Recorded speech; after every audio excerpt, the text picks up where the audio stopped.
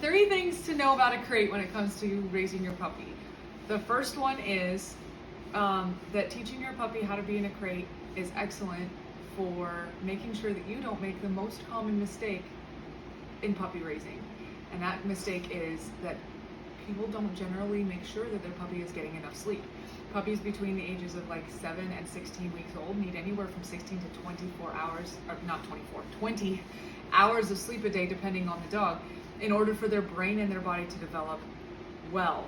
A lot of it is also like the brain chemistry and neurotransmitters and making sure that that puppy's brain is able to actually shut down, calm down, and rest. So a lot of puppies are being raised overstimulated and under rested, and this does a lot to their behavior patterns.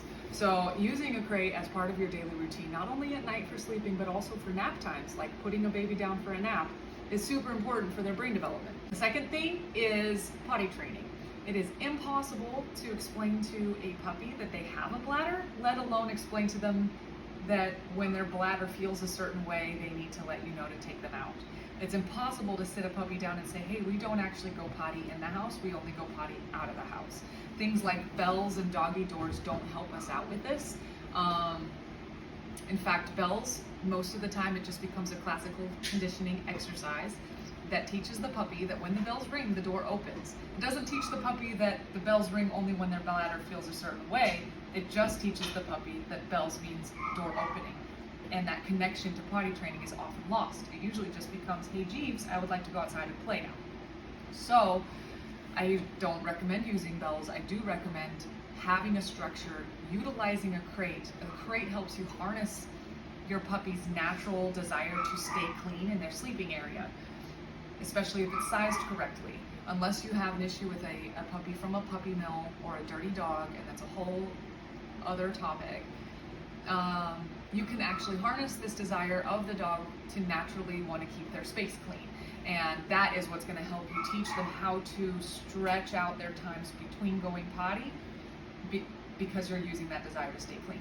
And then so really potty training is very much hinges on the human creating habits, habitual routines that happen multiple times throughout every single day, where hopefully done correctly, the puppy is raised truly believing that urinating and pooping only happens on the grass outside or whatever situation you want to teach. Also not a huge fan of puppy pads unless really necessary and taught well, but again, a little bit of a side topic.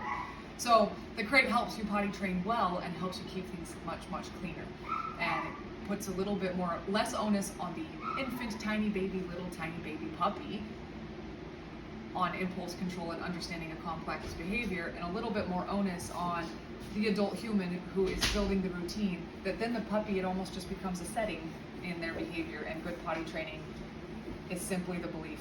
It's a good belief system that you're setting up. The third thing is emergency prep. It's a life skill. Being in a crate and being able to be calm and feel secure and learn how to self-soothe and rest in a crate is a life skill that becomes extremely valuable, especially when life has unforeseen upheavals.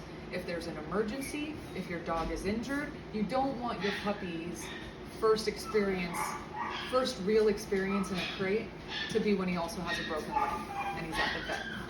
That just is compounded stress that you could have avoided. You could make that experience much easier on him because the crate actually is a tool that is a cue to be calm.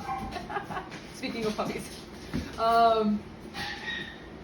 So it's a life skill that helps us prepare for change. Sometimes we have to move. Sometimes jobs change or our schedules change, or we want to go on a trip and take the dog. These types of changes, dogs are very, very sensitive to change. So giving them something that is familiar, that is a part of your routine, helps to bridge that change and helps them to self-regulate. Again, you don't want to be pulling out the crate only when the dog is losing his mind because you moved to a new house and he has lost all of his touchstones on how to behave and what the routines are. You want to keep it as something that is alive and practiced daily throughout their life.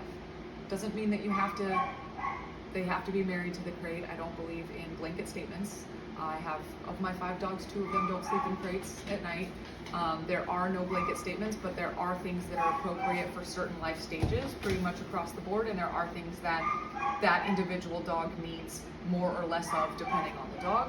So making sure that the crate is a skill that is polished up and kept up on, but if it's a puppy, it should be basically home base. It's where you start and end just about everything in a puppy's life.